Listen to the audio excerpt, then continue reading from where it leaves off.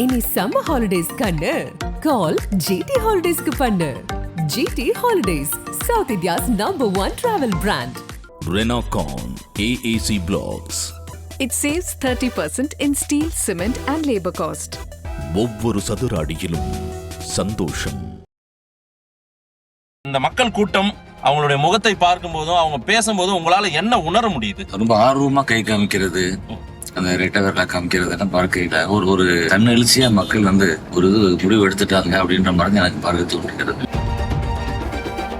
திமுக குடும்பத்துக்கு ரொம்ப நெருக்கமானவர் திரு சு வெங்கடேசன். அவருடைய வெற்றியை ரொம்ப கவனம் செலுத்தி பார்ப்பாங்க. அதனையும் மீறி திரு சரவணன் அவர்களால் சோபிக்க முடியுமா? ஒரு இடம் இல்லாம அவர் கேள்வி கேட்க ஆரம்பிச்சிட்டாங்க. என்ன பண்ணிருக்கீங்க, இப்படி ஓட்டு கேட்டு வர்றீங்க, எங்களுக்கு சந்திச்சு ஒரு நன்றி கூட சொல்ல நீங்க வரல, இத்தனை வருடம் 4 வருஷம் அட்ரஸே இல்லாம இருந்தீங்க, இன்னைக்கு எப்படி நீங்க வர்றீங்க, எங்க தைரியத்துக்கு வரீங்கன்னு சொல்லி மக்கள் முற்றுகையிடுறாங்க.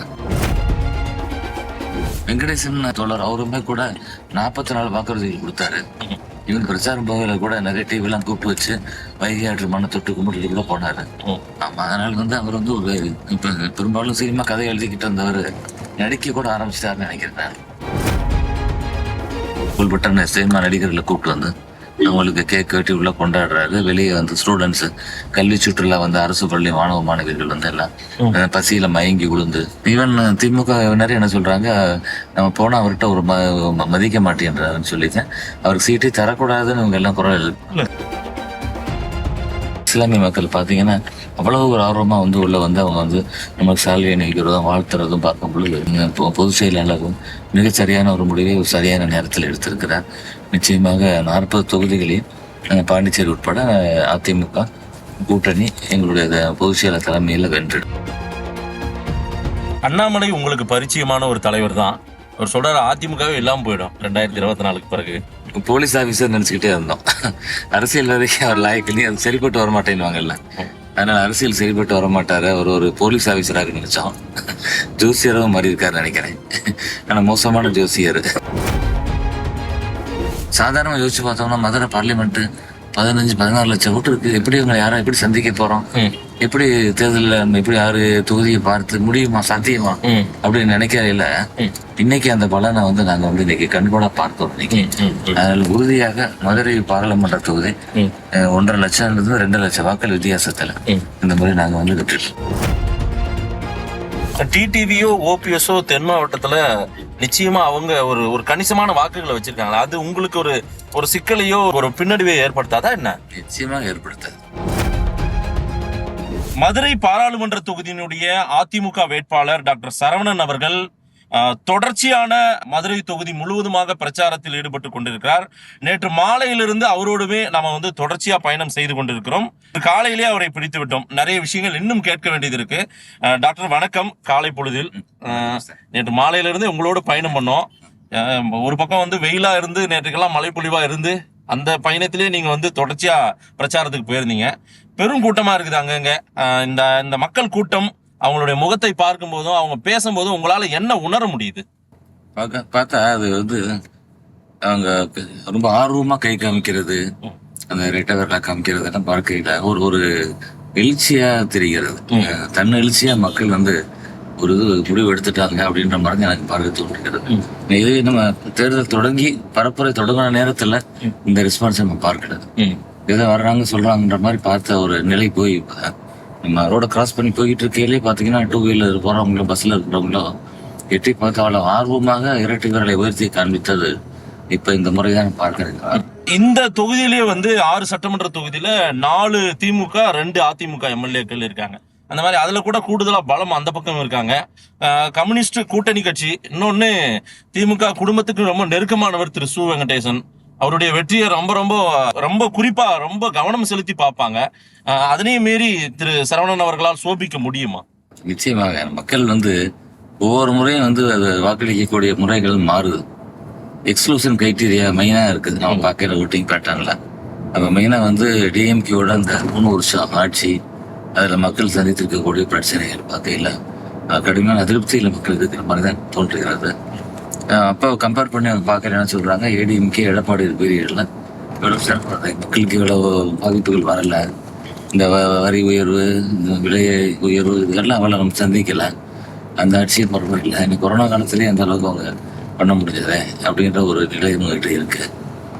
பழைய பாராளுமன்ற உறுப்பினர் வெங்கடேசனை பார்க்கும் பொழுதும் தொடக்கத்தில் அவர் ஒரு ஆர்வமாக காண்பித்தார் அவர். ஆனால் கலை நிலவரம் மாறிடுச்சு. அவர் நினைச்சது மாதிரி நடக்காம போகிற இடமெல்லாம் அவர் கேள்வி கேட்க ஆரம்பிச்சிட்டாங்க. என்ன பண்ணியிருக்கீங்க, நீங்கள் ஓட்டு கேட்டு வர்றீங்க, எங்களுக்கு சந்திச்சு ஒரு நன்றியோட சொல்ல நீங்கள் வரல, இத்தனை வருடம் 4 வருஷம் நீங்கள் ஆளே இல்லாமல் அட்ரஸே இல்லாமல் இருந்தீங்க, இன்னைக்கு எப்படி நீங்கள் வர்றீங்க, எங்கள் தைரியத்துக்கு வரீங்கன்னு சொல்லி மக்கள் முற்றுகையிடுறாங்க. அப்போ அமைச்சர் மூர்த்தி போய் தான் போய் பேசி காம்ப்ரமைஸ் பண்ணிட்டு வர வேண்டியது. அமைச்சர் மூர்த்தியே வந்து இப்போ சில பகுதிகள் நுழைய முடியாது மேலூர். ஆமாம், விவசாயிகள் பெரிய போராட்டம் முன்னெடுக்கும் பொழுது, ஏன்னா அவங்களுக்கு தண்ணி கொடுக்கல, நீர்ப்பாசனத்திற்கு பயிர்கள் கருகும் போது இவங்க வந்து தண்ணீர் திறந்து விடலை. 20 நாளைக்கு மேலே டிலே பண்ணாங்க, போராட்டத்துக்கு நடந்தது. அப்போ வந்து கிழக்கு தொகுதி சட்டமன்ற உறுப்பினர் இருக்கிறாரு மூர்த்தி, வணிகத்துறை அமைச்சராக இருக்கிறாரு. மேலூருக்கும் கிழக்கு தொகுதிக்கும் சேர்த்து தான் அவர் மாவட்ட செயலாளர். நினைச்சா அவர் செஞ்சிருக்க முடியும், அவர் செய்யலை அப்படின்ற அவர் மேல இருக்கக்கூடிய கோபங்கள் இருக்கிறது. டாக்டர் சரவணன் அவர்கள் பிரச்சாரத்தின் போது உங்களுடைய சூர்யா அறக்கட்டளையும் மையப்படுத்தி பேசுறீங்க. இது அரசியல் களத்துல நீங்க ஒரு அதிகார பதவிக்கு வந்துட்டீங்க அப்படின்னா உங்களுடைய அறக்கட்டளை சார்ந்து மக்களுக்கு செய்ய போறன்றத பதிவு பண்றீங்களே, அது என்ன மாதிரி ஒரு ஸ்டேட்மெண்ட்? அது நிச்சயமாக என்னோடது வந்து ஒரு ரயில் மாதிரி தான், பேரலா 2 லைன் போயிட்டு இருக்கும். ஒன்று வந்து அரசியல், இன்னொன்று மருத்துவம் சார்ந்து போறதுனால சூரிய ட்ரஸ்ட் அது மூலம் என்னால் பண்றதுக்கான வாய்ப்புகள் இருக்கு. இப்பவே நம்ம எலெக்ஷன் நிக்கிறோம், நம்ம ஒரு எம்பி ஆயிரும் அப்படின்ற ஒரு அடிப்படை வரும்பொழுது நிறைய தொண்டு நிறுவனங்களோட வந்து இணையறதுக்கு ஒரு ஆர்வம் காமிக்கிறாங்க. தமிழகத்தை தாண்டி தமிழகத்துக்கு வெளியே இருந்து கூட நிறைய தொண்டு நிறுவனங்கள் வந்து என்கிட்ட பேசுறாங்க. ஏன்னா அவங்களோட கவனத்துக்கு போகுது, இந்த சூர்யா ட்ரஸ்ட்டுன்னு போகுது. நம்ம செஞ்ச சேவைகளை அவங்க இதில் பார்க்க ஆரம்பிச்ச உடனே இன்ஸ்டா, ஃபேஸ்புக்கில் பார்க்க அவங்க எல்லாருமே பண்ணுறாங்க. நிச்சயமாக இது இன்னும் கொஞ்சம் ஒரு விரிவடைந்த ஒரு வட்டமாக மாறும்னு தோணுது. மக்களுக்கு அந்த பலம் நிச்சயம் போய் சேரும். அதனால் தான் நான் சொல்லிட்டேன். நான் நினச்சேன் வந்து வெங்கடேசன் மாதிரி எதையாச்சும் ஒன்று போய் சொல்லிட்டு ஓட்டு வாங்கிட்டு போயிட்டு 4-5 வருஷம் கழிச்சு அப்புறம் வரலாம், இல்லை தொகுதியை கூட மாற்றிடலாம். ஆனால் அப்படி செய்ய விரும்பலை. திரும்பி மக்கள் சந்திக்கும் பொழுது மக்களுக்கு வந்து இவர் வந்து நம்மளை ஏமாற்றிட்டார் அப்படின்ற மாதிரி ஒரு இது வரக்கூடாது. அதை தாண்டி பொதுச் செயலாளர் எனக்கு வேட்பாளராக எனக்கு இந்த வாய்ப்பு தரும் பொழுது கூட அவர் சொன்னது, நீங்கள் அடிப்படையில் ஒரு மருத்துவர், ரொம்ப சர்வீஸ் பண்ணக்கூடிய ஒரு தண்ணிங்க, அதனால் அந்த இதில் இருந்து நம்ம வந்து சேவையிலேருந்து ஒரு கூட தடுமாறிடக்கூடாது, தவறிடக்கூடாது, அதை கொஞ்சம் மெயின்டைன் பண்ணிட்டு வரணும் அறிவுரை சொல்லியிருந்தார். கட்சியோட பொதுச் செயலாளர் கூட நம்ம டாக்டருக்கு நம்பி ரிசல்ட் கொடுத்தோம், அவர் தொகுதி சரியாக பண்ணலே அப்படின்ற ஒரு இது தரக்கூடாது, நல்ல கவனமாக செய்யணும். அப்போ வந்து அரசியல் ரீதியாக நம்ம இப்போ பார்லிமெண்ட்டில் எம்பி யாருனாலும் பேசிடலாம், அதுக்கான ஒரு சின்ன டைம் தருவாங்க, பேசலாம், போராட்டங்கள் நடத்தலாம். ஆனால் மக்கள் வந்து இன்னைக்கு வந்து அவங்களோட அடிப்படை தேவைகள், இன்னைக்கு அவங்களுக்கு நம்மளுக்கு என்ன கிடைக்கும், பண்ண பலன் என்ன வரும் அப்படின்னு நினைக்கக்கூடிய ஒரு சூழல். சாலை வசதி கேட்குறாங்க, நம்ம ட்ரைனேஜ் சிஸ்டம் நிறைய இருக்குது, குடிநீர், இதெல்லாம் இதை தான் மெயினாக அவங்களுக்கு வந்து நம்ம பண்ண வேண்டியது இருக்கிறது. அதனால் நான் கூட சில ப்ரெஸ்ஸில் வந்து கேட்கும் பொழுது கூட நீங்கள் முதலுக்கு என்ன செய்ய போகிறீங்கன்னு சொல்லும் பொழுது, எம்பியாகவும் இருப்பேன், 15 லட்சம் பேருக்கான பிரதிநிதியாக இருப்பேன், கவுன்சிலராகவும் அவங்களுக்கு நான் இருப்பேன் அப்படின்னு சொல்லி சொல்கிறேன். அந்த மாதிரி தான் என்னோட மனநிலை இருக்கிறது. இந்த பைனாக்குலர் எல்லாம் வச்சு சு வெங்கடேசன் அவர் செய்த சாதனைகள், அவர் கொண்டு வந்த திட்டங்கள் தேடினா கிடைக்கல அப்படின்னு எல்லாம் சொல்லிட்டு இருந்தீங்க. அதை நீங்க ட்விட்டர்ல பார்த்தா தெரிஞ்சிருக்கும்ல, அவரு ட்விட்டர்ல தான் என்னென்ன பண்ணன்றத போட்டுட்டே இருந்தாரு. அவருடைய பதிவுகளே காட்டிக்கிட்டு தான், சு வெங்கடேசன் அடையாளம் ட்விட்டர் பதிவுகள்ல காட்டிக்கிட்டு தான் இருந்தாரு. நீங்களும் அதுல சோசியல் மீடியாவில் ஆக்டிவா இருக்கிற பர்சன் தான். ஏன் பார்க்கலையா நீங்க? சினிமாவில் பார்த்தீங்கன்னா சென்சார் பண்ணி படம் ரிலீஸ் ஆகும்னு சொல்லுவாங்க. அப்படி சென்சார் பண்ணி வெளியே வந்த படங்களே என்ன மாதிரி இருக்குன்னு தரங்கள் நம்ம பார்த்துருக்கிறோம். சரி, அப்ப இவர் ட்விட்டர்ல போடுறது வந்து 100க்கு 100 உண்மையா இருக்கணும் அப்படின்ற கட்டாயம் கிடையாது. சின்ன வீடு, பக்கத்து வீடு இல்ல, ஏத்த வீடு இல்ல. ஒரு பொது உடைமை கட்சி, ஒரு தொழிலாளர் வர்க்கத்துக்காக போராடக்கூடிய ஒரு மனநிலை உடையவர் சு வெங்கடேசன். அப்படி நீங்க பாக்கலையா அவரை? கம்யூனிஸ்ட் கட்சியே பொது உடைமை இதுல இருந்து தளத்துல இருந்து மாறிடுச்சுன்னு நினைக்கிறேன். மக்களுக்கிட்ட இருந்து அவங்க பணங்கள் வாங்கி கலெக்ட் பண்ணி அதன் மூலம் தான் அரசியல் பண்ணிக்கிட்டு இருந்த காலங்கள் போய் இன்னைக்கு பெட்டி வாங்குற காலங்கள் ஆயிடுச்சு. ஏன்னா கடந்த முறை தேர்தலிலே திமுக கொடுத்திருக்கக்கூடிய கணக்கில் பார்க்கையில் 25 கோடி கம்யூனிஸ்ட் கொடுத்ததா எழுதியிருந்தாங்க. அப்போ வந்து அவங்க அந்த சித்தாந்தத்திலிருந்து மாறிட்டாங்க. தொழிலாளர் நலன் அப்படின்றத தாண்டி, ஏன்னா இன்னைக்கு தமிழகத்துல பாலும் தேனும் பவுல் இல்லை, எவ்வளவு சட்ட ஒழுங்கு பிரச்சனை நடக்குது, போதை மாநிலமா மாறிடுச்சு, வேங்கை வெயில் பிரச்சனை, இங்கே விவசாயிகளுக்கு தண்ணீருக்கான போராட்டம், எந்த போராட்டத்திலையும் கம்யூனிஸ்ட் ஒரு மருந்து சாம்பிள் கூட கலந்துக்கிறவில்லை அப்படின்றது ஒரு பெரிய அதிர்ச்சியா தான் மக்கள் பாக்குறாங்க. அவர் பண்ண ஒரே ஒரு போராட்டம் என்பது 2 போராட்டம். செந்தில் பாலாஜி ஜெயிலுக்கு போனதுக்காக ஒரு போராட்டம் பண்றாங்க, எதிர்த்து ஒன்று பண்றாங்க. 2வது அவங்க துணை மேயர் வந்து திமுக தாக்கப்படுகிறார். அது பெருசனலான விஷயங்கள் அவங்களுக்குள்ள தாக்கப்படுகிறார். அதுக்கு வந்து ஒரு போராட்டம் 2 தான் அவர் பண்ணிருக்கக்கூடிய போராட்டம். அதை தாண்டி இவர் பண்ணல. மக்களுக்கான ஒரு கம்யூனிஸ்ட் தோழராக அவர் செயல்படல. பாஜக வேட்பாளர் ராமஸ்ரீனிவாசன் அவர்களுடைய கருத்து கேட்டிருந்தேன். அவரும் உங்களை விமர்சனம் பண்றாரு. அதான் அதிமுகவில் அவருக்கு வாய்ப்பு கொடுத்திருக்காங்களே, கடந்த காலங்களில் அம்மையார் ஜெயலலிதா அந்த கைரேகை மூலமா அவர் எல்லாம் வழக்குக்கு போனவர், இது வந்து வரலாறு மன்னிக்குமா அப்படின்னு எல்லாம் கேள்வி வைக்கிறாரு. இதுக்கு பதில் சொல்ல முடியுமா உங்களால? கட்டாயம் அவர் ஒரு வெக்ஸ்ட் ஸ்டேஜ்ல தான் பேசுறாரு நினைக்கிறேன் ஸ்ரீனிவாசன் அவர்கள். ஏன்னா ஒரு இடத்துல நான் பதிவு பண்ணிட்டேன், அவர் ப்ரொஃபசர் ஸ்ரீனிவாசன் சொல்றாரு. பட் வந்து ப்ரொஃபசர்னு யூஜிசி நாம்ஸ் படி அவர் சொல்ல முடியாது. அதனால அவர் வந்து டெலிஃபோன் ஆப்ரேட்டரா இருக்கிறாரு. அப்புறம் அவருக்கு அந்த பேச்சு திறமை இருக்கிறத வச்சு அவர் ஏதோ பண்ணி வர்றாரு. பட் ப்ரொஃபஸர்ல அவர் வரமாட்டாருன்னு ஒரு இடத்துல பதிவு பண்ணிட்டேன். அதுல இருந்து என்ன செய்யறாரு, என்னை ஒரு இண்டிவிஜுவலா தாக்குறதா, கட்சி மாறுறது, அந்த விஷயங்களை சொல்லுவாரு. ஆமா, அது யாருக்கு நாம ஒண்ணு மாறினால யாருக்கு எந்த கெடுதியும் வந்ததா வரல. சரி, ஆமா, எனக்கான சுயமரியாதைக்காக நான் மாறினேன். இப்ப திமுக ஒரு கூட்டணி எல்லாம் ஃபார்ம் ஆயிருக்காங்க. எவ்வளவு அவங்க அவமானப்பட்டு இது பண்ணி கூறி இந்த சீட்டுக்காக அரசியல் நிலைச்சு நிற்கணுமே அப்படின்றதுக்காக இறங்கி இருக்காங்களா. எனக்கு அந்த மாதிரி எண்ணம் கிடையாது. நான் வச்சுட்டு பாக்குறேன், சம்பாதிக்கிறேன், என்னால சுயமா என்னால இருக்க முடியும். இயக்கங்களை நான் போய் தான் செலவழிச்சிருக்கிறேன். அதனால வந்து எனக்கு அந்த பாயிண்ட்லயும் எனக்கு வந்து ஒரு உடன்பாடு இல்லை. மக்களும் அதை ஏத்துக்கிற மனநிலை கிடையாது இப்ப. ஆமா, 2வது இன்னும் அந்த புரட்சி அம்மாவுடைய வழக்கு சொல்றது வந்து திமுக எதிர்கட்சியா இருக்கும் பொழுது அந்த வழக்கை வந்து திமுக போடுறாங்க. பொது இப்ப போடுற திமுக கேஸ் எல்லாம் பாத்தீங்கன்னா RS பாரதி அவரோட பெயர்ல தான் அந்த வழக்கு போடும். ஆமா, அப்ப நான் வந்து அந்த நேரத்துல சட்டமன்ற உறுப்பினர் நின்று தோல்வி சந்திச்ச நேரத்துல வந்து என்னோட பெயரை பயன்படுத்தி திமுக போடுறாங்க. ஒண்ணு. ஆனா ரீட்ரோஸ்பெக்டிவா நான் இப்ப யோசிச்சு பார்க்கல, இது அம்மாவுக்கு எதிரான வழக்கு இல்ல, அவங்களுக்கான வழக்குன்றதான் இப்ப எனக்கு பார்க்க தோன்றுகிறது. ஏன்னா அவங்களுடைய இறப்புல மர்மம் அது இது நிறைய பேசப்பட்ட நிலையில அது காரணம் யாரா இருப்பாங்கன்னு பொதுமக்கள் எல்லாம் யூகிக்கூடிய ஒரு நிலையில அவங்க இன்னைக்கு வந்து இந்த கட்சிக்குள்ள இருக்க முடியல. சரி, ஆமா, ஒருத்தர் கட்சி வேஷ்டியே கட்ட முடியாம, ஆமா, ரெட்டை இலைன்னு வாழ்க்கை கொடுத்த ரெட்டை இலையை எதிர்த்து இன்னைக்கு வந்து சுயமா களமிறங்குறேன்னு இறங்கி பழம் பக்கெட்டுன்னு மாறி போய்கிட்டே இருக்கு. தென் மாவட்டத்தில் அவரு இருந்திருந்தா உங்களுக்கு ஒரு பலமா இருந்திருக்கும்ல? இல்ல, இது வந்து அதிமுக வந்து ஒரு ஒற்றை புள்ளியில தான் இயங்கும். இரட்டை இலை சின்னம் அந்த புள்ளியில தான் இயங்கும். அதனால புரட்சி தலைவருக்கான அந்த விசுவாசிகள், புரட்சி தலைவர் அம்மா மேல பற்று கொண்ட அந்த தொண்டர்கள் வந்து அந்த ஒற்றை தலைமையாக இன்னைக்கு எடப்பாடியார் வந்து மிக சிறப்பாக செயல்பட்டு இருக்கிறாரு அப்படின்ற ஒரு விஷயம். ஆனா குடும்ப அரசியல் இங்கே இல்லை. ஒரு கிளை செயலாளரை தொடங்கி அவர் பயணத்துல பொதுச் செயலாளர் ஆகிறாரு, முதலமைச்சர் ஆகிறாரு. அது ஒரு நம்பிக்கையை கொடுக்குது. நிறைய இடத்துல கூட யங்ஸ்டர்ஸ் எல்லாம் கேட்கறாங்க, அவரும் இதை கேட்கறாங்க, ஒரு ஆச்சரியமா கூட பாக்குறாங்க. ஆமா, இப்ப எனக்கு சீட்டு கிடைச்சதுன்ற கூட அந்த ஒரு அடிப்படையில புதுசா இருக்காருன்றத தாண்டி டாக்டர் வந்து அவரு எப்படி செலக்ட் பண்றாரு, ஒரு சேவை பண்றாரு, மக்கள்கிட்ட ஓரளவுக்கு செல்வாக்கு இருக்கு, கட்சியோட பலம் இருக்கிறது, இதெல்லாம் சேர்த்து பண்ணோம்னா நமக்கு வெற்றி வரும் அப்படின்ட்டு. தேர்தல் தொடங்கும் பொழுது அதிமுக வந்து எங்க இருக்கு அப்படின்னு கேட்ட ஒரு காலகட்டத்துல சம பலத்தோடு போராடிக்கிட்டு இருக்கிறாங்க. எடப்பாடியார் ஒவ்வொரு மேடைகளையும் அவர் வைக்கக்கூடிய வாதங்கள் வந்து மக்களை ரொம்ப கவரிக்கிறது, மக்கள் ரொம்ப அது ஒரு பேசு பொருள் ஆகிறது அப்படின்றாங்க. மதுரையில வந்து அவர் பேசிட்டு போன பிறகு அதை நான் உடனே மதுரையில ஒரு திடீர் மாற்றம் அவர் வந்து போன பிறகு இப்ப என்ன செய்யறாங்க, அதிமுக அலை வந்து இப்ப ஒட்டுமொத்த தமிழகத்தில் வீசுதுன்னாங்க. மக்களோட ஓட்டிங் பேட்டர்ன் பார்த்தாலும் அப்படித்தான் இருக்கும். கடந்த முறைக்கு அதுக்கு முதல் முறை பார்க்கையில ஏடிஎம்கே டோட்டலா வந்து ஜெயிக்கிறாங்க பார்லிமெண்ட், திமுக வாஷ் அவுட் ஆகுது.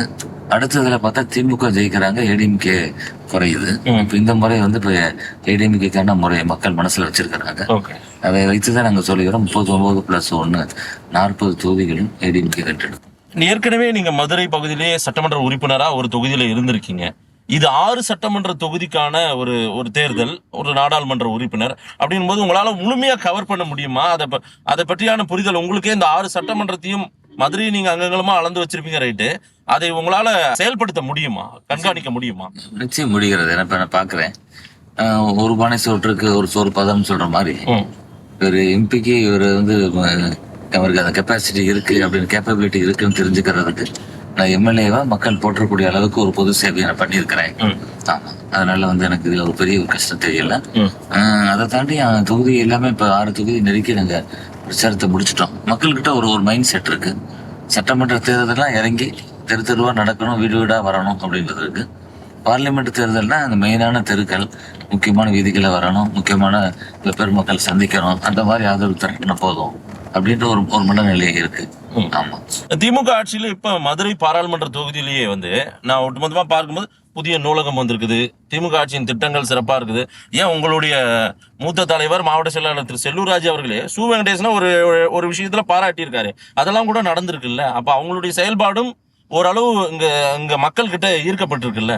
இல்ல, திமுக மதுரை புறக்கணிக்கப்பட்ட மாவட்டமா இருக்கு. திமுக ஆட்சியில கலைஞர் நூலகம் ஒன்று கொண்டு வந்திருக்காங்க. 215 கோடி மதிப்பீடுல கொண்டு வந்திருக்கிறாங்க. ஒரு ஜல்லிக்கட்டு அரங்கம் அமைத்திருக்கிறாங்க. ஜல்லிக்கட்டு தமிழர் பாரம்பரியம். ஒரு வாடி வாசல் அமைத்து அதுலதான் காலையை அவுத்து விடுவாங்க, வீரர்கள் போய் அதை அடக்கிறது. இந்த மாதிரி தொண்டு வந்தவனை இப்ப வணிகமா மாத்தக்கூடிய அளவுல இப்ப ஒரு அரங்குல கொண்டு போயிட்டாங்க. நிச்சயமாக இது காலப்போக்கில் ஒரு பெரிய ஒரு எதிர்வினையாகத்தான் இருக்கும்னு நினைக்கிறேன். பெரிய பண முதலாளிகள் தான் இனிமேல் இந்த மாதிரி ஜல்லிக்கட்டு காலையை வளர்க்கக்கூடிய ஒரு காலம் கூட மாறி இருக்குமோ அப்படின்ற ஒரு அச்சம் இருக்கிறது. அலங்காநல்லூர்ன்ற பெயர் உலகம் முழுவதும் சென்று இருக்கு. அந்த பெயர் காலப்போக்கில் பரஞ்சிரும் போன்ற ஒரு சின்ன பயம் கூட தான் இருக்கிறது. நூலகத்தை பொறுத்த வரைக்கும் பாத்தீங்கன்னா அது சமீபத்துல கூட இதை பார்த்தோம். நானே நேரம் கூட போய் பார்த்தேன். நிறைய இடங்கள்ல அந்த சுவர் எல்லாம் கீழல் விழுந்து மழை பெஞ்சாலே உள்ள தண்ணி கொடுக்குற அளவுக்கு ஒரு 6 மாதத்துல அவங்களோட தரம் மிக குறைவாக இருக்குது. 215 கோடி ஆச்சு. ஆமா, சொல்றேன், பெரிய ஊழல்னு சொல்றேன். இல்ல, நீங்க சொல்ற இந்த டேமேஜ் இருக்குன்னு சொல்றதே ரொம்ப ஷாக்கிங்கா இருக்கு. நீங்களே இப்ப மதுரையில் இருக்கிறனால போய் கூட பார்க்கலாம். 215 கோடில கட்டின ஒரு பில்டிங் ஒரு சர்வசாதாரணமா 6 மாசத்துல இந்த ஒரு நிலை இருக்குன்னா பெரிய ஒரு இதுதான். அங்கேயும் ஸ்டூடெண்ட்ஸ் பெருசா போய் பயன்படுத்தின மாதிரி தெரியுது. எல்லாருமே என்ன பார்க்கு இந்த மாதிரி இடங்கள்ல படிக்கிறாங்க, வீடுகள்ல படிக்கிறாங்க. லைப்ரரியில கூட்டம் குறைவா தான் எனக்கு பார்க்க தோன்றுகிறது. இது ரெண்டும் மட்டும் திட்டம் இல்லை. மக்களோட அடிப்படை திட்டம் என்பது இது இல்லை. இப்ப அதிமுக பீரியட் எடுத்தீங்கன்னா 10 வருஷம் பீரியட்ல நெருக்கி 7000 கோடிக்கான திட்டங்கள் மதுரை மாவட்டத்தில் செயல்படுத்தப்பட்டிருக்கு. இந்த போற பாலமே பாருங்க, இந்த பாலங்கள்லாம் வைகை யாரை நீங்க பார்க்கலாம். 2 சைடு நம்ம சுவர் எழுப்பி இருக்கிறாங்க, சாலைகள் அமைச்சிருக்கிறாங்க.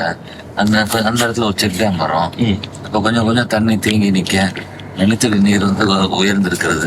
பழைய தண்ணி கஷ்டம் இப்ப இல்லை. அந்த மாதிரி ஒரு லாங் விஷன்ல ஒரு தொலைநோக்கு பார்வையோடு செயல்படுத்தப்பட்ட திட்டங்கள் எல்லாம் அதிமுக பெரியல. இன்னைக்கு முதல்வர் திறந்து வைக்கக்கூடிய திட்டம் மதுரையில் எதுவாக இருந்தாலும் அது அதிமுகவோட திட்டமாக இருக்கும். அவங்க பேர்ல தொடங்கப்பட்ட திட்டம் அது திறப்பு எல்லாம் மட்டும் இப்ப பண்ணிக்கிட்டு இருக்க மாதிரி இருக்கிறது. ஆமா, அதனால மதுரைக்கு பெருசா பண்ணல. ஒவ்வொரு இதுலயும் அவங்க வருஷம் நிதித்துறையில் அறிவிக்கும் பொழுதும் மறக்காம கடைசி 2 பாயிண்ட் இருக்கும். மதுரைக்கு ஒரு ஐடி பார்க் கொண்டு வந்துருவோம், மதுரைக்கு மெட்ரோ கொண்டு வந்துருவோம்னு இருக்கும். இதுதான் அதனுடைய சாராம்சம். ஆனால் திமுக பெரிதாக எதுவும் பண்ணவில்லை. வெங்கடேசன் தோழர் அவருமே கூட 44 வாக்குறுதிகள் கொடுத்தாரு.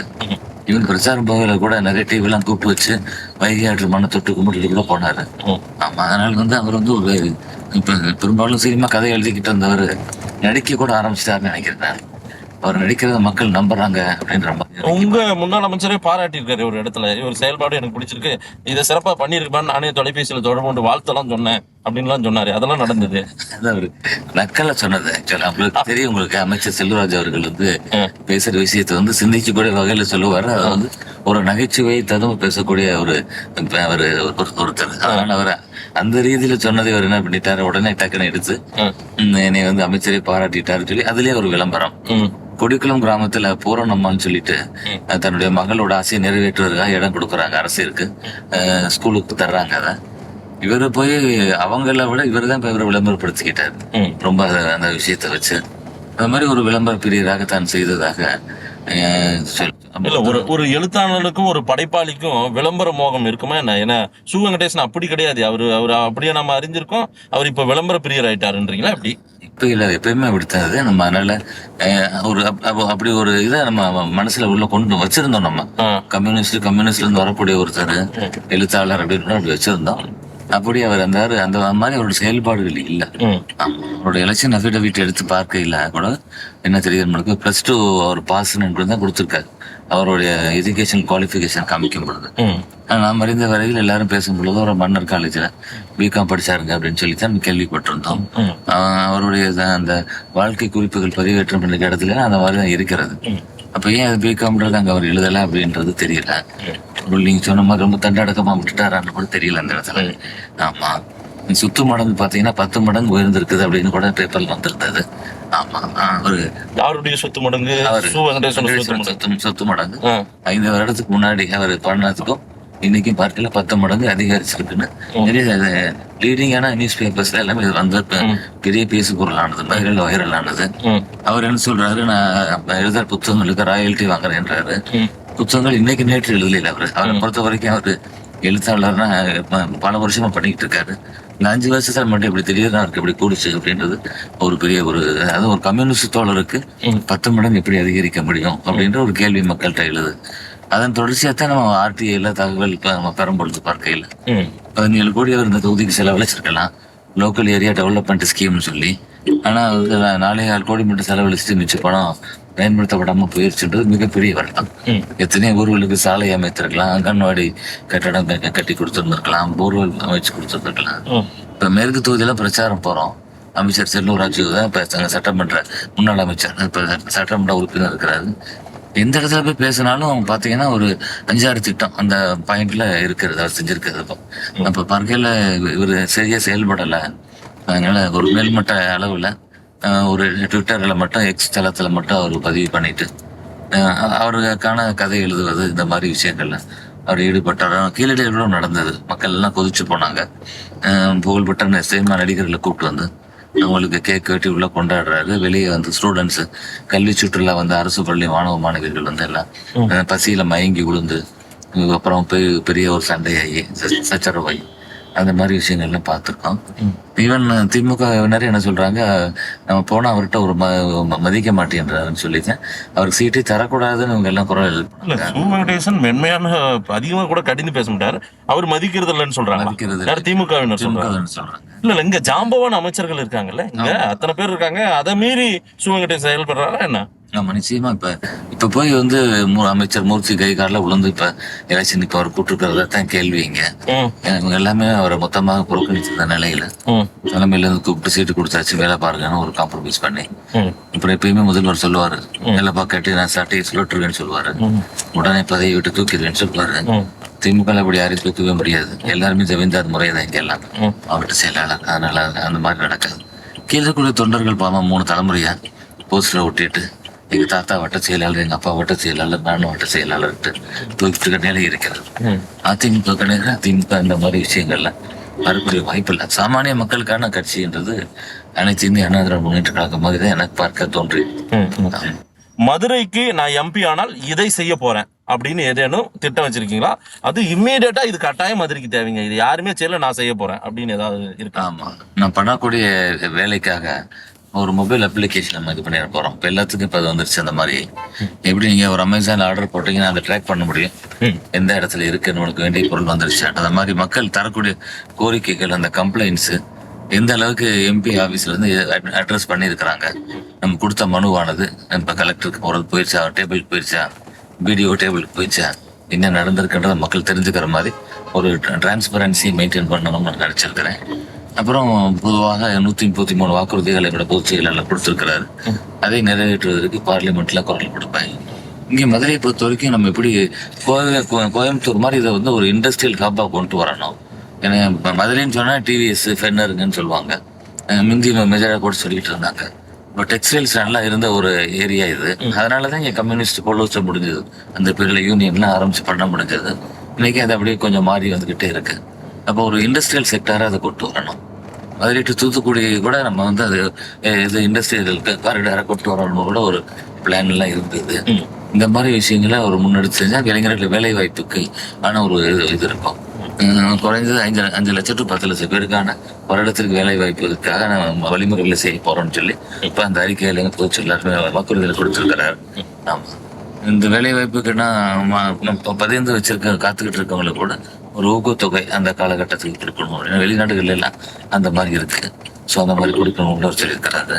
நிறைய ஸ்போர்ட்ஸ் ரிலேட்டடாக கூட கபடியை வந்து நம்ம வந்து ஒலிம்பிக்ஸ்க்கு கொண்டு போகிறதுக்கான ஒரு முயற்சி. ரேக்லா ரேஸ் இந்த பகுதிகளில், மேலூர் பகுதிகளில் ரொம்ப ஃபேமஸாக இருக்கும். அதை வந்து ஒரு தேசிய பாரம்பரிய விளையாட்டாக அறிவிக்கணும். ஜல்லிக்கட்டு சார்ந்து அது இருக்கிறனால அதை அறிவிக்கணும். ஜல்லிக்கட்டு வீரர்களுக்கு வந்து இன்சூரன்ஸ் திட்டம், அவங்களுக்கான ஒரு கோட்டா, வேலையில ஒரு முன்னுரிமை. இந்த மாதிரி மாற்றுத்திறனாளிக்கு வந்து வேலையில ஒரு முன்னுரிமை, அவங்களுக்கு மாதம் ஒரு 5,000 ரூபாய் அவங்களுக்கான உதவித்தொகை. இந்த மாதிரி விஷயங்கள் பழங்குடியின மக்கள், தாழ்த்தப்பட்ட மக்கள், அவங்களுக்கு வந்து ஒரு அவங்களுக்கு அவங்களான ஒரு பேங்க், அவங்க தொழில் வளர்ச்சிக்கான பேங்க், இந்த மாதிரி நல்ல உத்தரவாதங்கள். விவசாயிகளுக்கு அவங்களுடைய விளைபொருட்களுக்கு ஒரு ஆதார விலை கிடைக்கக்கூடிய வகையில இன்னும் சில உரம், பூச்சிக்கொல்லி மருந்துகளுக்கெல்லாம் ஜிஎஸ்டியில பாகுபாடுகள் இருக்குது. அதை 3 விதமாக பிரிச்சு 5%, 12%, 18% அப்படின்னு ஜிஎஸ்டி போகுது. அவங்க எல்லாம் கோரிக்கை வந்து ஒரே 5% கொடுத்துட்டா கூட பரவாயில்ல. ஜிஎஸ்டியே ஒரே சரியில்லை, அதை தாண்டி அதை பண்ண முடியலன்னா 5% கொண்டு வந்தா கூட எங்களுக்கு பயன்படும். சிறு குறு தொழில் எங்களுக்கு நல்லா இருக்கும் அப்படின்ற அவங்களோட இது இருக்கிறது. குடிமராமத்து திட்டத்துக்கு பிறகு நிச்சயமாக தமிழ்நாட்டில் பெரிய மாற்றம் இருக்கிறது நீர்நிலைகளை பொறுத்த வரைக்கும். அப்போ வந்து இதை வந்து ஒரு தேசிய கவனத்துக்கு எடுத்து கொண்டு போய் தேசிய லெவலில் இதை செயல்படுத்தினா ஒட்டுமொத்த இந்தியாவுக்கே நல்லா இருக்குமே அப்படின்றது. மழைநீர் சேகரிப்பு திட்டம் புரட்சி தலைவி அம்மா அவர்கள் காலத்தில் அதை அவங்க ரொம்ப இன்சிஸ் பண்ணனால நிறைய இடங்கள்ல அது கட்டணத்தான் வீட்டுக்கு பிளானே அப்ரூவ் ஆகும். அந்த மாதிரி நிலை வரும்போது எல்லாருமே பண்ணணும். ஏன்னா நம்ம ஊர்ல வந்து நாமளா பண்றதை விட சட்டம் போட்டால் தான் பண்ண முடியும்.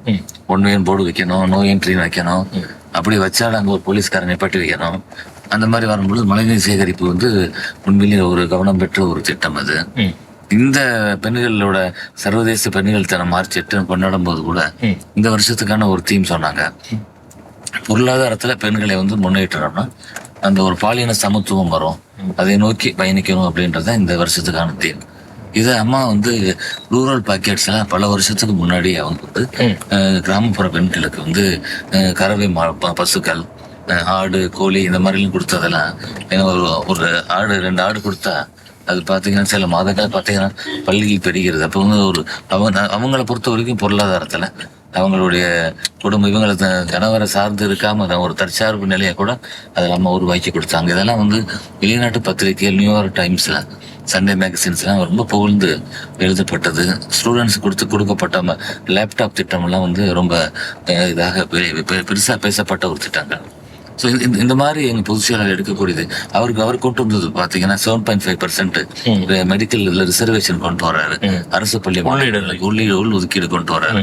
அப்போ அது பார்க்கையில் நாங்கள் எங்கள் காலத்துல ஒரு 10-20 பேருக்குள்ள தான் நாங்கள் வருவோம். அரசு பள்ளியில் படித்தவங்க வருவாங்க. இப்போ வந்து 600 பேர் குறைஞ்சி படிக்க முடியுது.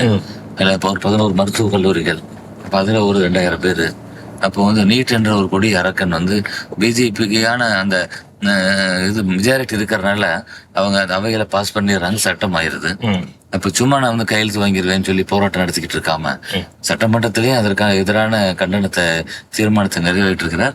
அவர் எடுக்கக்கூடிய இதுல வந்து பாத்தீங்கன்னா இந்த 7.5% அறிவிச்சு அதை அழகாக அதை செயல்படுத்தி கொண்டு வந்தார். திமுக ஒரு வாக்குறுதி கொடுத்திருந்தாங்க, 2.5% அரசு உதவி பெறும் பள்ளி மாணவர்களுக்கு நாங்க மெடிக்கலுக்கு தரப்போறோம்னு சொல்லியிருந்தாங்க. அதை பத்தி அவங்க மூச்சே விடல. எந்த எய்ம்ஸுக்கு எதிரான போராட்டம், நீட்டுக்கு எதிரான போராட்டத்துல இந்த வார்த்தையை அமைச்சர் உதயநிதி பயன்படுத்தி இருக்கணும்ல. மற்ற எல்லாமே அவர் சொல்ல முடியுது, செங்கலை காமிக்க முடியுது. நாங்க 2% தர்றாங்க, அவங்க 7.5 அரசு பள்ளிக்கு கொடுத்துருக்காங்க, நாங்க அரசு உதவி பெறும் பள்ளிக்கு நாங்க கொடுக்குறோம். அவங்க சொல்லல. அப்படி ஒண்ணு இருக்குன்னு மக்களுக்கே தெரியாது, பத்திரிகையாளர்களுக்கு தெரியாது. அந்த மாதிரி. அதனால வந்து நிச்சயமாக வந்து எடப்பாடியோட ஆட்சியில வந்து மிக சிறப்பாக இருந்ததுன்றது மக்களுடைய ஒரு தீர்க்கமான முடிவு. அதனுடைய பிரதிபலிப்பு தான் இப்ப நம்ம பிரச்சாரங்கள் போற இடையில நீங்க கூட நேற்று பார்த்து வந்திருப்பீங்க. அவ்வளோ ஆர்வமாக இஸ்லாமிய மக்கள் பார்த்தீங்கன்னா அவ்வளவு ஒரு ஆர்வமா வந்து உள்ள வந்து அவங்க வந்து நமக்கு சால்வை அணிவிக்கிறதும் வாழ்த்துறதும் பார்க்கும் பொழுது பொதுச் செயலாளரும் மிகச் சரியான ஒரு முடிவை ஒரு சரியான நேரத்தில் எடுத்திருக்கிறார்.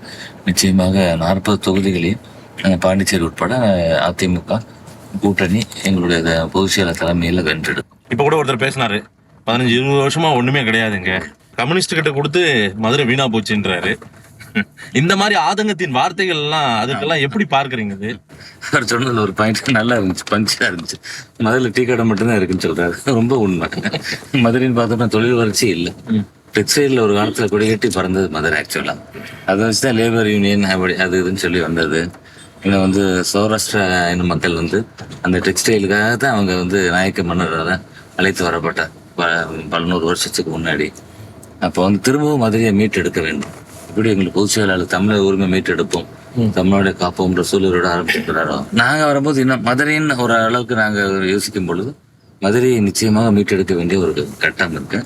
அது காலத்தின் கட்டாயம். மக்கள் வந்து இந்த முறை வந்து நிச்சயமாக மக்கள் சேவகர் எனக்கு அனைத்து இந்த அண்ணா முன்னேற்ற கழகத்தினுடைய அந்த கடந்த கால அந்த அரசியல் வரலாறு, அவங்க படைத்திருக்கக்கூடிய சாதனை, இதெல்லாம் நான் இன்னைக்கு கூட வந்து காஞ்சி மகாபெரியா வந்து அவரை வணங்கிட்டு போறதுக்கு வந்தேன். அப்பப்போ வர்றது உண்டு நான். ஏன்னா அவருக்கும் புரட்சி தலைவர் அம்மா இவங்களுக்கான ஒரு பாண்டிங் இருக்கு அவங்க கிட்ட. ஏன்னா ஒரு முறை வந்து தமிழ்நாட்டில் மழை இல்லாமல் வறட்சி வந்த காலத்துல புரட்சி தலைவர் வந்து மகாபெரியாவிட்ட போய் ஒரு கோரிக்கை வைத்து வேண்டதாகவும் அவருடைய பிரார்த்தனைகளுக்கு பிறகு மழை பெஞ்சதா சொன்னாங்க. இன்னைக்கு ரொம்ப ஆச்சரியமா நான் இன்னைக்கு அவரை வணங்கி அவருடைய ஆசை பெற்று வெளியே வரையில பார்த்தோம்னா வெளியே மழை பெஞ்சுக்கிட்டு. ஆமா, மகாபெரியா அடிக்கடி சொல்லுவார். அவர் பிரசங்கங்களை கேட்கும் போதெல்லாம் நம்ம சமைக்கும் பொழுது ஒரு பிடி அரிசியை எடுத்து வச்சிடணும் எளிய மக்களுக்குன்னு சொல்லி சொல்லுவார். அந்த வகையில பார்க்கல சத்துணவு திட்டம் தந்த நாயகர் வந்து புரட்சி தலைவர். அவருக்கு அந்த ஒரு திட்டம் அது ஒதுக்கிது. அது வந்து ஒரு பெரிய விஷயம் கனெக்ட். அது மாதிரி புரட்சி அம்மா அவர்களும் வந்து அவங்களுடைய காலகட்டங்கள்ல வந்து கோயில் குடமுழுக்கு இதெல்லாம் பண்ணி அவங்க கும்பாபிஷேகம் பயங்கரம் நடத்தி சிறப்பான ஒரு ஆட்சியை மக்கள் போற்றக்கூடிய வகையில ஒரு ஆட்சியை அவங்க கொடுத்தாங்க. நிச்சயமாக இந்த தேர்தலில் வந்து எடப்பாடியாருக்கான ஒரு தேர்தலாக இப்படி ஏற்கனவே மாறிடுச்சு. நீங்க அவர் பேசும்போது கூட அவர் யாருன்னு எனக்கு தெரியாது. கிராஸ் பண்ணையில வந்து என்னை பார்த்து சொல்லிட்டு போறாரு. ஏன்னா என்ன என் மேல ஒரு நம்பிக்கையும் வெளிப்படுத்துறாரு. நீங்க செய்வீங்க அப்படின்னு சொல்லி நம்பிக்கையை வெளிப்படுத்துறாரு. நிச்சயமாக அது மனசுல எடுத்துக்கிறேன். உறுதியா மக்கள் ஒரு தீர்ப்பு தருவாங்க. மதுரையை நிச்சயமாக நான் மாற்றுறேன். 5 வருஷம் கழிச்சு நீங்க வந்து இதே மாதிரி ஒரு தேர்தல் அடுத்து பேட்டி எடுக்கும் பொழுது மதுரையில் இருக்கக்கூடிய மாற்றத்தை நீங்களே பார்ப்பீங்க. அண்ணாமலை உங்களுக்கு பரிச்சயமான ஒரு தலைவர் தான். அவர் சொல்றாரு அதிமுகவே இல்லாம போயிடும் 2024 பிறகு அப்படின்றாரு. இதை உங்க தலைவர்களே நிறைய பேர் சொல்லிட்டாங்க. நீங்க ஒரு மதுரையில மற்ற அந்த 3 மாவட்ட தளபதிகளோடு சேர்ந்து நீங்களும் பலப்படுத்தணும்னு நினைக்கிறீங்க. அவர் அண்ணாமலை சொல்ற அந்த ஸ்டேட்மெண்ட்டை எப்படி பாக்குறீங்க? அவரு போலீஸ் ஆபீசர் நினைச்சுக்கிட்டே இருந்தோம். அரசியல் வரைக்கும் அவர் லாய்க்கு அது சரிப்பட்டு வரமாட்டேன்னுவாங்கல்ல. அதனால அரசியல் சரிப்பட்டு வரமாட்டாரு. அவர் ஒரு போலீஸ் ஆபீசராக நினைச்சோம். ஜோசியரும் மாறி இருக்காரு நினைக்கிறேன். ஆனா மோசமான ஜோசியர். இவர்கிட்ட யாரும் போயிடக்கூடாதுன்னு நினைக்கிறேன். ஏன்னா பழிக்காது. அனைத்து இந்த அண்ணா முன்னேற்ற கழகத்தை அழிக்கும்னு அழிச்சிரும்னு சொன்னவங்க தான் அழிஞ்சு போயிருக்காங்களே தவிர மாபெரும் இயக்கம். அம்மாவோட அந்த வார்த்தை பாத்தீங்கன்னா எனக்கு பின்னாலும் இந்த இயக்கம் 100 ஆண்டுகள் இருக்கும் அப்படின்னு சொல்லி சொல்றாங்க. இதெல்லாம் வந்து ஒரு ப்ரெடிக்ஷன் தான். ஒரு இறையருள் பெற்ற ஒருத்தர் அப்படி அவங்கனாலதான் இந்த மாதிரி ஒரு ப்ரெடிக்ஷனை சொல்ல முடியும். ஏன்னு பார்த்தா புரட்சி தலைவர் வந்து அவருக்கு பிறகு இவருங்க தான் வாரிசுன்னு யாரையும் காமிக்கல. இயற்கை இப்படி வடிவமைத்து கொண்டு வருது நம்ம பாக்குறோம். ரெட்டையில சின்னம் சேவல் சின்னம்லாம் வருது. என்ன வந்தாலும் கடைசி கட்சி யார் கையில வருது? வலிமை நடத்தக்கூடிய ஒருத்தட்ட வந்து அந்த கட்சி சேருது. ஏன்னா புரட்சி தலைவரே வந்து ஒரு சாமானியர் தொடங்கிய கட்சியில் தான் இணைத்து கொண்டுதான் அதை வந்து அப்புறம் அனைத்து இந்திய அண்ணா முன்னேற்ற கழகமா அதை மாத்தினார். அப்ப வந்து அம்மா அவர்களும் வந்து எனக்கு பின்னால் இவருன்னு யாரையும் அடையாளம் காமிக்கல. ஆனா இயற்கை எங்க கொண்டு வருது பாருங்களேன். ஒற்றை தலைமையாக ஐயா எடப்பாடியார் அவர்களை வந்து கொண்டு வருது. அவரும் வந்து அதுக்கு உகந்தவராக அதுக்கு ஏற்றவராக அது மிக சிறப்பாக கட்சியை வந்து ஒரு கட்டுக்கோப்பாக செயல்படுத்துகிறார். அவர் இப்ப எடுக்கக்கூடிய முடிவுகள்லாம் தீர்க்கமான முடிவுகள் இருக்கிறது. இதெல்லாம் ஜென்ரலா ஒரு பூச்சியில சொன்ன அட்வைஸ் வந்து நிறைய டிவி பேப்பரை மட்டும் பார்த்து அந்த கருத்தை மனசுல எடுத்துக்கிறாதீங்க. நம்மளுக்கு எப்படி நாங்களே இப்ப டாக்டர் சொல்லுவோம் செல்லு இது டிஎன்ஏ தான் பேசிக்கான ஒரு இதுன்னு சொல்லுவோம். அந்த மாதிரி இது அரசியலை பொறுத்த வரைக்கும் பூத் கமிட்டி தான் வந்து பேசிக். டிஎன்ஏ ஆஃப் பாலிடிக்ஸ் தான் அது வந்து பூத் கமிட்டி. அந்த பூத் கமிட்டியில 19 பேர் இருக்காங்களா உறுதி செய்யுங்க ஜெயிக்கிறோம் அப்படின்னு சொல்றாரு. ஏன்னா இப்ப என்னோட மதுரை பார்லிமெண்ட் தொகுதியில 1556 பூத் இருக்கு. 20 பேர் மேலுக்கு எடுத்து பாருங்களேன் எவ்வளவு வந்துச்சு பாருங்க. 30,000 பேர் வந்துருக்கு. இந்த 30,000 பேரும் ஆளுக்கு ஒரு ஓட்டுன்னு வச்சுக்கோங்களேன் மாறிக்கிட்டே இருக்கும். ஆமா பார்க்கையில வந்து பூத் கமிட்டியை ரொம்ப ஸ்ட்ராங்கா அமைச்சோம்னா நிச்சயமாக அந்த இயக்கம் வந்து வெற்றி பெறும் அப்படின்ற அவரோட அனுபவம். கிளை செயலாளர் இருந்து அவர் இப்ப இன்னைக்கு பொதுச் செயலாளராகி சிஎம்மாவும் இருந்து கட்சியை வழி நடத்துறதுனால அவர் சொல்லக்கூடிய அந்த ஒரு மிக சிறந்த பாயிண்ட். சாதாரண யோசிச்சு பார்த்தோம்னா மதுரை பார்லிமெண்ட் 15-16 லட்சம் ஓட்டு இருக்கு. எப்படி இவங்க யாரை எப்படி சந்திக்க போறோம், எப்படி தேர்தலில் நம்ம எப்படி யாரு தொகுதியை பார்த்து முடியுமா, சாத்தியமா அப்படின்னு நினைக்கையில ஒருத்தர் 50 ஓட்டு தான் வாங்க வேண்டியது இருக்கு. பூத்தில் இருக்க ஒருத்தர் 50 ஓட்டு தான் வாங்க வேண்டியது இருக்கு. அந்த 50 பேருன்றது நிச்சயம் 10-15 வீடு தான் இருக்க முடியும். ரொம்ப ஈஸி. இன்னைக்கு உள்ள டிஜிட்டல் பாலிடிக்ஸ் காலத்துல இது வெகு சுலபமாக செய்யக்கூடிய ஒரு விஷயம். அவர் முன்னெடுத்து ரொம்ப ஸ்ட்ரெஸ் பண்ணார். அந்த நேரம் கூட கட்சிக்காரவங்க வெளியே கூட பூத் கமிட்டிக்கு எவ்வளவு அவர் சொல்றாருன்னு நினைச்சாங்க. இன்னைக்கு அந்த பலனை நாங்க இன்னைக்கு கண்கூட பார்த்தோம். இன்னைக்கு அதில் உறுதியாக மதுரை பாராளுமன்ற தொகுதி 1.5 லட்சம் 2 லட்சம் வாக்கள் வித்தியாசத்துல இந்த முறை நாங்க வெற்றிட்டோம். அண்ணாமலையை மறந்துட்டீங்க அப்படியே. நீங்க உங்க கட்சி கட்டமைப்பும் கட்சி வளர்ச்சியும் கிரவுண்ட்ல எப்படி அதுதான் அண்ணாமலை சொல்றதை மறந்துடுறீங்க, அண்ணாமலையே மறந்துடுறீங்க. அவரு ஏதோ பயப்படுத்துற மாதிரியும் சில விஷயங்கள் சொல்லிட்டே இருக்காரு. ஏதோ பிளான் வச்சிருக்காரு போல. இல்ல அவரோட அது ஒரு மார்க்கெட்டிங் தான். அவர் ஐபிஎஸ் படிச்சனால சிவில் சர்வீஸ் தயாரானனால அவர் அந்த வகையில தான் யோசிப்பார். அவரோட என்னன்னா நெகட்டிவா ஏதாச்சும் ஒண்ணு பேசுனீங்கன்னா தான் அது வைரல் ஆகும். ஆமா, இப்ப நீங்க பாக்குறீங்க ஒரு மார்ச் பாஸ்ட் ரொம்ப ஒழுங்கு கரெக்டா போகையில பாத்தீங்கன்னா அது பெரிய இம்பாக்ட கொடுக்காது. இதே ஒரு கலவரம்னு பாத்தீங்கன்னா அடுத்த நாள் காலையில தான் தலைப்பு செய்தியா இருக்கும். சரி, அந்த மாதிரி அவரோடது நெகட்டிவ் மார்க்கெட்டிங். ஏதாவது ஒரு கான்ட்ரவர்சியலான ஒரு விஷயத்த சொல்லி கவனம் பெறணும் அப்படின்றது அவரோட அரசியல். அவரோட நான் பயணித்தனால நான் சொல்றேன். நான் அவர் நினைக்கக்கூடியது நிச்சயமா ஈடேற போறது கிடையாது. அவரா ஏதோ ஒரு மூலையில நின்று கத்திக்கிட்டு இருக்க வேண்டியது, வாய்க்கிலேயே கத்த வேண்டியது. கேட்கறதுக்கு ஆள் இல்லை. அவங்க கட்சியில சீனியர் தலைவர்களை ஒதுக்கிட்டாரு. கட்சியில எலெக்ஷன் நிக்கிறதுக்கு ஆள் இல்லை. 40 தொகுதியில் நிக்கிறதுக்கு ஆள் இல்லாம கூப்பிட்டு டிடி அவர் கூப்பிட்டு 2 சீட் வச்சுக்கணும் இவங்க கெஞ்ச. அவர் இல்லை போதும் ஒரு சீட்டே போதும் அவர் சொல்ல. மற்ற கட்சி எல்லாம் ஒன்மேன் ஆர்மி. அவங்கள தாண்டி யாருன்னு யோசிச்சு பார்த்தீங்கன்னா யாரும் இருக்க மாட்டாங்க. அவங்களெல்லாம் கூப்பிட்டு நீ பிடிச்சி உள்ள போட. ஏக ஒரு ஜாலியான விஷயமா தான் நாங்கள் பார்த்துக்கிட்டு இருந்தோம். டிடிவியோ ஓபிஎஸ்ஓ தென் மாவட்டத்துல நிச்சயமா அவங்க ஒரு கணிசமான வாக்குகளை வச்சிருக்காங்களா? அது உங்களுக்கு ஒரு சிக்கலையோ உங்களுக்கு ஒரு பின்னடைவை ஏற்படுத்தாதா என்ன? நிச்சயமாக ஏற்படுத்தாது. கட்சி 2 சிம்பல் 2 சின்னத்தை தமிழகத்துல போட்டி, இரட்டை இலையா இன்னொரு சின்னமா, இதுதான் மக்களுடைய இது பார்க்கல. இந்த முறை இரட்டை இலைக்கு வாக்களிக்கிறதா மக்கள் முடிவு பண்ணிட்டாங்க. அதனால ஒரு மரத்துல இருந்து ஊதரக்கூடிய அந்த இலைகள் நிச்சயமாக பெரிய ஒரு இதா இருக்காதுன்னு தான் நினைக்கிறேன். நான் இப்ப நானே அவங்க சார்ந்த ஒருத்தர் தான். நான் பொதுவான மக்களுடைய அரவணைப்பு நிறைய இருக்கிறது, ஆதரவு நிறைய இருக்கிறது. அதனால ஒரு மாயை ஒரு பிம்பத்தை அவங்க கட்டமைக்கிறாங்க. நிச்சயம் அந்த மாதிரி ஒரு விஷயம் இல்லை. அதிமுகவுக்கு முழு மக்களுடைய ஆதரவு இருக்கிறது. தொண்டர் பலம் பாத்தீங்கன்னா 2,40,00,000 பேருக்கு மேல தொண்டர் பலம் கொண்ட ஒரு கட்சி அனைத்து நேரம் ஜெயிக்க போகுது. அதனால இது பிஜேபி ரேஸ்லயே இல்லை. அண்ணாமலை சாரே பயந்து என்ன சொல்றாரு, கோவையில திமுக அதிமுக நீ தோக்கடிச்சிருவாங்கன்னு முதலே ஒன்று சொல்லி வைக்கிறாரு. இந்த மக்களுக்கு பின்னாடி ஒரு காரணம் சொல்லணும்ன்றாலும் இப்பயே சொல்லி வைக்கிறாரு. நிச்சயமாக வேட்பாளர் பேட்டி போயிட்டு இருக்கும்போதே பிளையிங் ஸ்குவாட் உங்க வாகனத்தை செக் பண்ண வேண்டிய வாகனத்தை விட்டுட்டு மற்ற வாகனத்தை பார்த்துக்கிட்டே இருக்கிறாங்க நினைக்கிறேன். நான் ஒரு 10 முறை இந்த மாதிரி சோதனை அவங்களுக்கான ஒரு கட்டாயம் இருக்கிறது. ஆமா, ஒரு நாள்ல 10 முறை உங்களை 10 முறை கொடியை பார்த்தோன்னே நிப்பாட்டிடுவாங்க. டிஎம்கே கூட நிப்பாட்டுறாங்களான்னு தெரியல. நிப்பாட்டாம தான் கொஞ்சம் போலீஸ் ஆகிட்டால் இல்ல கனிமொழி தங்கம் தென்னரசு சிலர் கார்கள் நிறுத்துறத செய்தியா பாக்குறோமே. நம்ம அதை கூட மார்க்கெட்டிங் யூஸ் பண்ணுவாங்க. ஏன்னா உதயநிதி சாரும் சிஎம் போகும்போது பார்த்தோம்னா மற்றதுல இல்லாம இதுல கூட திடீர்னு எங்கேயாச்சும் ஒரு மூலையில இருந்து ஒருத்தர் ஒரு வீல் சேர்லயோ ஓடி வந்தா வேற ஒருத்தருக்கு ஒரு மனு கொடுத்து வருவாங்க. திடீர்னு போய்கிட்டு இருக்க வேண்டிய நிப்பாட்டி இறங்கி டக்குன்னு மனு வாங்குவாங்க. அது எப்படி அவங்களுக்கு மட்டும் அது கரெக்டா அப்படி செட் ஆகுதுன்றது தெரியல. இது டெய்லி இயற்கையா நடந்துகிட்டு இருக்காங்க. நீங்க திரைத்துறையிலும் இருந்ததுனால உங்களுக்கு எது உண்மையான காட்சி ரியல் எதுன்னு கண்டுபிடிச்சிருவீங்களோ? ஆமா ஆமா, அந்த காட்சிகளை கேமரா மேலேயும் கொஞ்சம் மாத்தி ஏங்கில மட்டும் மாத்தினாங்கன்னா அது தெரிஞ்சு போயிடும். அதனால மக்கள் ரொம்ப தெளிவா இருக்கிறாங்க. அவங்க ரொம்ப தெளிவா இருக்காங்க. ஈவன் இந்த அதிகாரிகளே கூட சிலர் எல்லாம் பேசும்பொழுது சொல்றாங்க, நம்மளுக்கு கிடைச்சிருக்கக்கூடிய விஷயம் அவங்க எல்லாமே திமுகவுக்கு எதிரான ஒரு மனநிலையில இருக்கிற மாதிரி. மதுரை பாராளுமன்ற தொகுதியின் பாஜக வேட்பாளரை ஆதரித்து அமித்ஷா அங்க ரோட் ஷோ எல்லாம் போயிருக்காரு. அவரும் அதிமுக திமுக ரெண்டுமே ஊழல் கட்சின்னு சொல்லிட்டு போயிருக்காரு. ரோட் ஷோ ஒரு பிரம்மாண்ட ரோட் ஷோ மாதிரியே காட்டி. 1 மாசத்துக்கு முன்னாடிதான் பாரத பிரதமர் வந்தாரு. புரட்சி தலைவரையும் புரட்சி அம்மா அவர்களை மிக உயர்வா பேசினாரு. அவரோட கணக்கு பேசினா உடனே மக்கள் மாத்தி ஓட்டு போட்டுருவோம்னு நினைச்சிருந்தாரு. அது நடக்காத தெரிஞ்சு போனதுனால பழையபடி இதே எடுத்துட்டாங்க. அப்படி இருக்கிறவங்க எதுக்காக அதிமுக கூட்டணிக்காக கடைசி வரைக்கும் தூங்கிக்கிட்டு இருந்தாங்க. அதனால அரசியல் இது அவங்க செய்யணும் பண்றாங்க.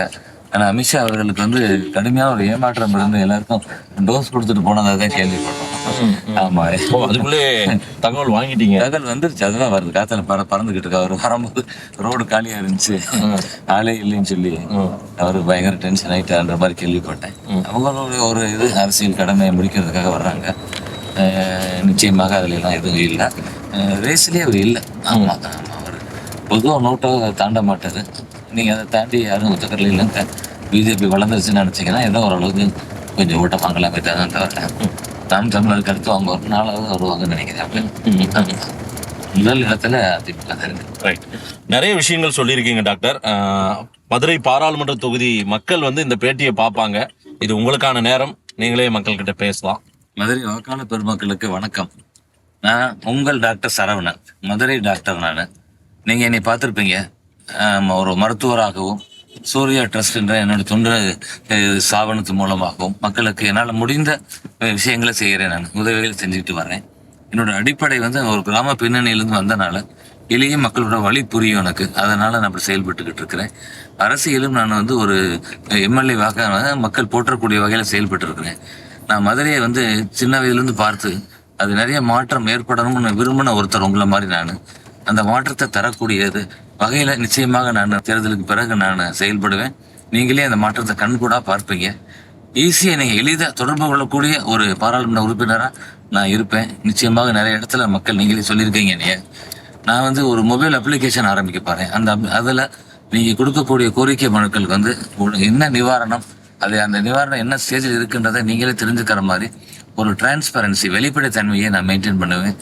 நான் பாராளுமன்ற உறுப்பினர் டெல்லியில் மட்டும் போய் பார்லிமெண்ட்ல மட்டும் பேசுவேன்னு இல்லாமல் நான் ஒரு கவுன்சிலராக உங்களோட அடிப்படை பிரச்சனைகளுக்காக பண்ணுவேன். இந்திய அளவில் நம்மளுடைய தமிழகத்தின் உரிமையை மீட்பதற்காக அனைத்து இந்திய அண்ணா முன்னேற்ற கழகத்தின் பொதுச் செயலாளர் எடப்பாடி அவர்கள் வழிகாட்டுதலின்படி நான் செயல்படுவேன். இதுவே நீங்கள் வந்து பொதுவாக நம்ம பார்த்தீங்கன்னா கல்யாணத்துக்கு முன்னாடி நிச்சயதார்த்தம் வைப்போம். அப்போ 2026 கல்யாணம் அப்படி எடுத்துக்காங்க. அந்த சட்டமன்ற தேர்தலில் நீங்கள் மிகப்பெரிய வெற்றியை அனைத்து இந்திய முன்னேற்ற கழக கூட்டணி கொடுக்கணும். மாண்பு எடப்பாடி தலைமையில் ஆட்சி அமையணும். இந்த பாராளுமன்ற தேர்தலில் நீங்கள் வந்து வாக்களிக்க வேண்டிய கடமை உங்களுக்கு இருக்கிறது. ஜனநாயகத்தை காக்கணும் அப்படின்னா நீங்க திமுகவுக்கு எதிராக வாக்களிக்கணும். ஏன்னா திமுக இந்த கடந்த 3 ஆண்டுகள் நம்மளுக்கு செஞ்சிருக்கக்கூடிய விஷயங்கள் பாருங்க, வேதனை தரக்கூடிய விஷயங்கள். சட்டம் ஒழுங்கு சீர்கேடு, போதைப் பொருள் மாநிலமாக மாத்திட்டாங்க. அப்ப நீங்க இந்த நேரமும் நீங்க ஒரு கடிவாளம் போடுறதுக்கு மறந்துட்டீங்க, விட்டுட்டீங்கன்னா சர்வாதிகார போக்கு அதிகரிச்சிடும். ஏன்னா நம்ம பாக்குறோம் எல்லா இடத்துலயும் ஊசி பஸ்ன்னு பொன்முடி அமைச்சர் சொல்றாரு. அரசு ஊழியர்கள் வந்து அவங்க உரிமைக்காக போராடுறவங்களை அடிச்சு இழுத்து சிறையில வைக்கிறாங்க. இப்ப இந்த சர்வாதிகார போக்கு மாறணும்னா உங்களுடைய அந்த ஒற்றை விரல் புரட்சி தான் அதை சாதிக்கும். எங்க பொதுச் செயலர் சொன்ன மாதிரி ஒற்றை விரலால் ஓங்கி அடிப்போம். தெளிவாவே சொல்லியிருக்கீங்க. இந்த மக்களுக்கு அதை கொண்டு போய் சேர்க்கிறோம். வெற்றி பெற வாழ்த்துக்கள் டாக்டர். உங்களுடைய பிரச்சார பயணம் தொடரட்டும். நன்றி சார், ரொம்ப ரொம்ப நன்றி.